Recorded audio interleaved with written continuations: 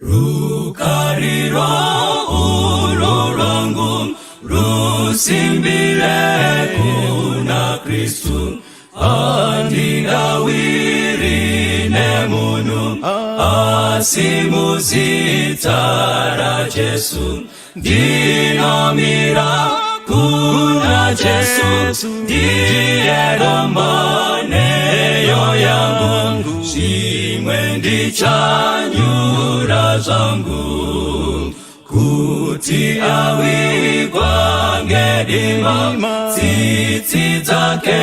ndogarira mumwe mahuru yesimba ruoko rwake ndobata ndinomira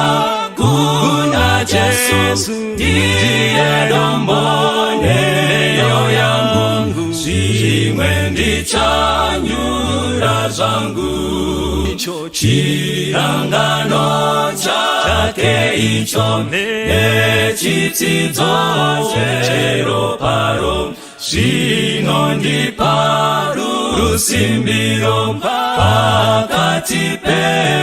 pemadambudzo ndinomira kuna Jesu ndiye domboneyo yangu shimwe ndichanyura zangu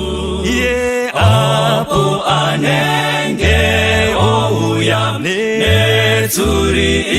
ichazoridzwa ndinoda kuti ndimire na Jesu parudyi rwake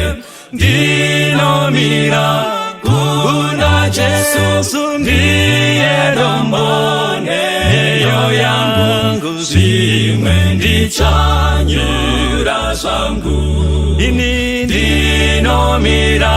kuna Jesu ndiye domboneyo yangu shimwe ndichanyura